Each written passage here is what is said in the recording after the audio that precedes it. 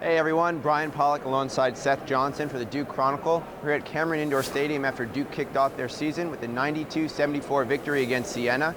First night here at Cameron Indoor Stadium. Grayson Allen led the way for the Blue Devils with 26 points. Senior captain Emil Jefferson also chipped in, tying a career high with 19 and 12 rebounds.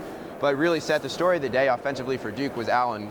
He was tremendous out there today, wasn't he? Yeah, so for the season opener, Grayson didn't even look like he missed a step from last year's Final Four against Wisconsin.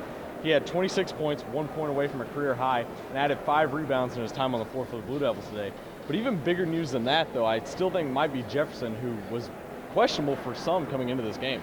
Yeah, absolutely. Matt Jones as well was sidelined last week with an injury after the exhibition contest. But both Jefferson and Jones, 2 of Duke's 3 captains, were back out on the floor in the starting lineup and showed no ill effects. Were not hampered in any way. Jones as well contributed a positive performance today.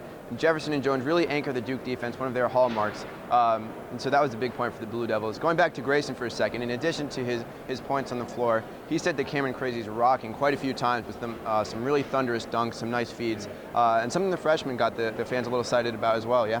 Yeah, the freshmen were definitely exciting. Maybe not as exciting as last year's class. Last year, the freshmen kicked off a rout against Presbyterian, all scoring in double digits. This year, they got off to a little bit of a slower start.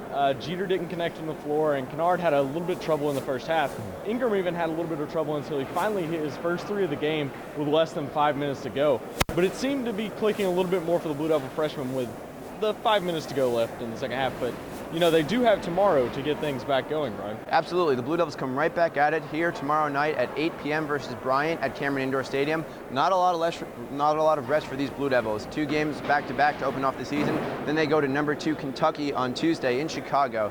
So really a bunch of quick tests here for the Blue Devils to open their season. So that about wraps it up for us. Stay tuned for our coverage tomorrow at Duke Basketball on Twitter and the Blue Zone coverage, the Chronicle's blog. Thank you. For Seth Johnson, I'm Brian Pollack. We'll see you next time.